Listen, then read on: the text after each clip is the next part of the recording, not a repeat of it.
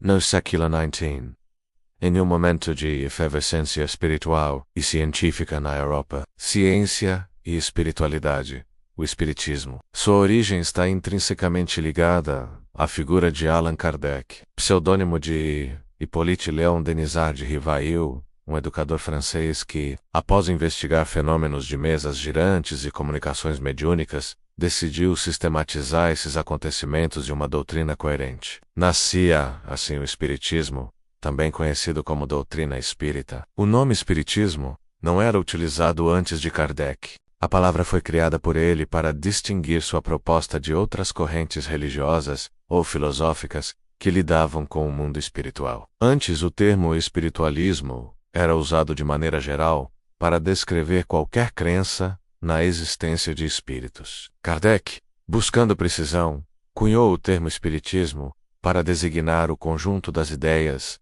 apresentadas em suas obras e nos ensinamentos dos espíritos, organizados como uma doutrina com base científica, filosófica e moral. Essa nova denominação permitiu a consolidação de uma doutrina específica, com fundamentos próprios, que se distinguia do misticismo e da superstição. Kardec queria que o Espiritismo fosse visto não apenas como fé, mas como um campo de estudo baseado na observação e experimentação. Ele propôs uma ciência do espírito, que investigava os fenômenos mediúnicos de forma racional e objetiva. O Espiritismo ganhou corpo e profundidade por meio da publicação de uma série de livros, iniciada com o Livro dos Espíritos, onde 1019 perguntas são respondidas pelos espíritos através de médiuns. Essa obra inaugurou uma nova era para os que buscavam explicações sobre a vida, a morte, Deus, o universo, a moral e a reencarnação. A psicografia, ou escrita mediúnica, logo se tornou um dos principais meios de comunicação entre os espíritos e os homens. Trata-se de um tipo de mediunidade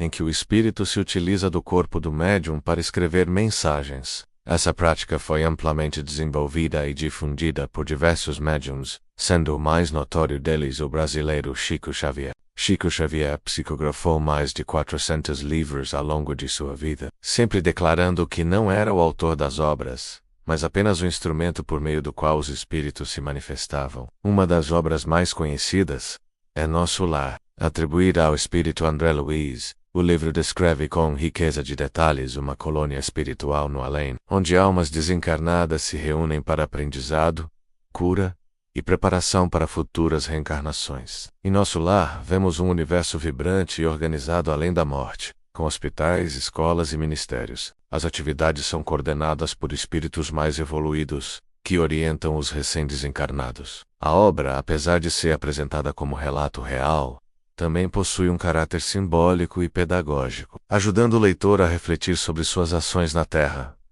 Outro livro emblemático da literatura psicografada é Memórias de um Suicida, atribuído ao espírito Camilo Cândido Botelho e psicografado por Irvando Amaral Pereira. A obra narra com dramatismo e profundidade as dores vividas por aqueles que cometeram suicídio e se deparam com as consequências espirituais desse ato. Não se trata de condenação, mas de uma tentativa de compreensão e compaixão, revelando os caminhos de reabilitação e cura oferecidos pelo mundo espiritual. Esses livros, assim como muitos outros, têm como objetivo consolar, orientar e educar espiritualmente os leitores, mostrando que a vida continua após a morte e que nossas escolhas têm impacto direto em nosso progresso. A reencarnação é um dos pilares fundamentais do Espiritismo. Para os espíritas, não existe uma única vida para se alcançar a perfeição.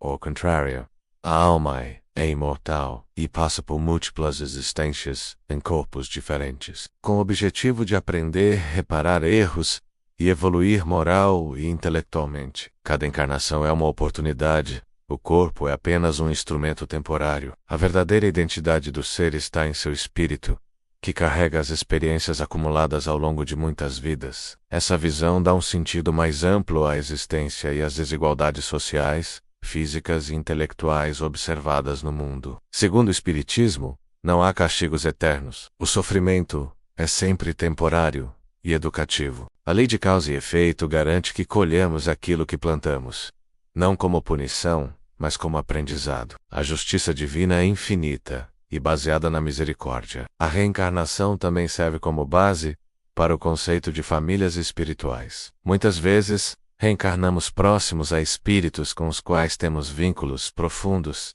sejam de afeto ou de dívidas morais. Assim, a convivência familiar pode ser uma escola de amor, perdão e reconciliação. Outro ponto essencial da doutrina é a influência dos espíritos em nossas vidas. Eles não estão distantes ou desconectados. Ao contrário, convivem conosco em dimensões diferentes e muitas vezes interferem em nossos pensamentos, sentimentos e decisões. Essa influência pode ser positiva ou negativa, dependendo da sintonia vibracional entre encarnado e desencarnado. Daí a importância do autoconhecimento e da vigilância moral. O Espiritismo recomenda a reforma íntima como caminho de proteção espiritual. Ao cultivar virtudes como humildade, caridade, paciência e amor, nos afastamos das influências inferiores e nos aproximamos dos bons espíritos. Entre os espíritos que mais influenciaram o movimento espírita no Brasil está Emmanuel, guia espiritual de Chico Xavier. Segundo as comunicações mediúnicas, Emmanuel teria sido Públio Lentulus, um senador romano na época de Jesus, e depois teria passado por outras encarnações importantes. Emmanuel é um espírito severo, mas justo. Seus livros são verdadeiras lições de moral cristã,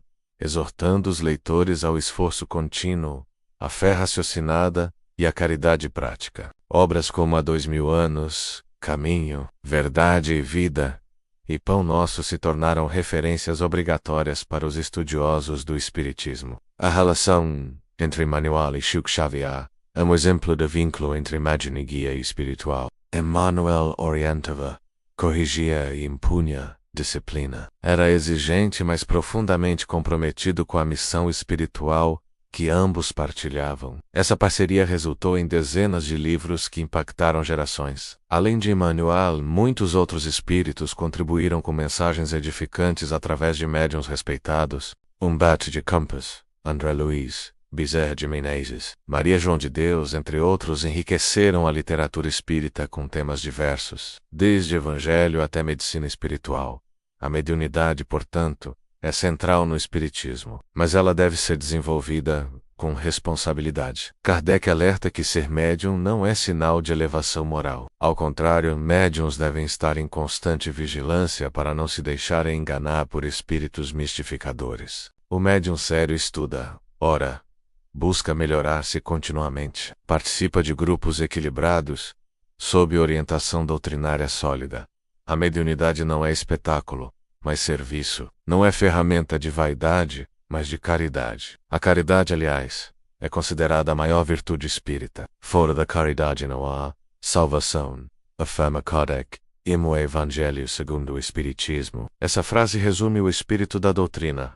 Amar ao próximo, servir com humildade, perdoar sem cessar. O Espiritismo também propõe uma visão de Deus como inteligência suprema e causa primária de todas as coisas. Deus é justo, bom, imutável, onisciente e onipresente, mas não é antropomórfico. Não tem forma humana nem age com ira. Suas leis são eternas e perfeitas. Jesus é o modelo e guia para a humanidade. Sua vida, segundo o Espiritismo, foi a expressão mais pura da lei divina. Não é Deus encarnado, mas um espírito puro, o mais evoluído que já esteve entre os homens. Seus ensinamentos são universais e eternos. O Espiritismo rejeita dogmas, rituais vazios e hierarquias sacerdotais. Não há batismo, eucaristia, confissão ou extrema-unção. Os centros espíritas são simples e voltados ao estudo, à oração e à prática da caridade. A educação do espírito é o grande objetivo. O estudo das obras básicas, o livro dos espíritos, o livro dos médiuns, o Evangelho segundo o Espiritismo, o céu e o inferno e a Gênese,